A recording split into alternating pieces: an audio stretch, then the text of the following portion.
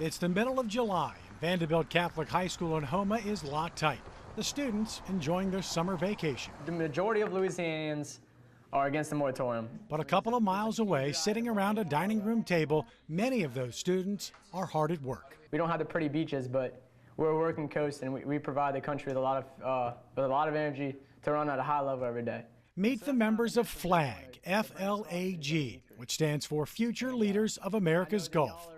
2 months ago, Vinnie Canada and a couple of friends were enjoying a typical beach trip to Grand Isle, which happened to coincide with President Obama's visit there to inspect the oil spill and recovery. And at that moment, for a group of soon-to-be seniors in high school, everything changed. I think that's when it really hit a lot of us, that this is going to be huge. This is going to have lasting effects on our community when the president comes down to Grand Isle, Louisiana. They're going to know the best ways to... The youngsters felt helpless following Katrina, Gustav, and Ike, and wanted to have a voice in the oil spill recovery. When I saw the oil starting coming in, and I'm like, I need to get involved in this. I need to do something. It made me angry. They started meeting to talk about how they could help.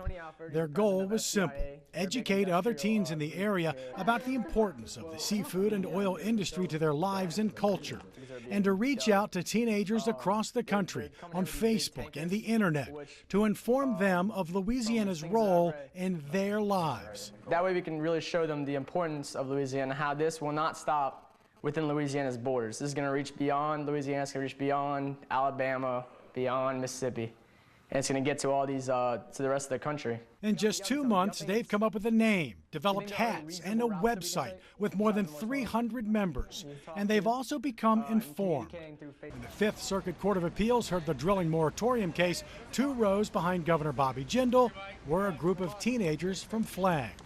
When the Presidential Commission held 2 days of hearings into the spill, they were there too. And last month they held their own youth forum, which aired on local TV, with them posing the questions about the oil spill, the moratorium, and its impact. An impact that worries them long after the summer ends. But I'm worried about 5 years from now when I'm finished with college, 15 years from now if I have a family and I'm living here, and hopefully I hope to be able to live here and have a strong economy. But I mean, you never know. Like, if we don't take care of business now, what are we going to have in 15 years? Do any of you know how to start a YouTube channel? Using Facebook and other social networking tools, they want to talk to teens in Virginia, Florida, and California and impress upon them the impact of a drilling moratorium, and that it might just be Louisiana's culture and traditions, but it does affect them. We're losing an essential part of our culture if we can't fish, we can't supply ourselves with our own local foods. I mean, this is a tradition. You have like 8, 9, 10 generations of families who have been fishers. They'll be voting next year, and some will be entering a sketchy job market.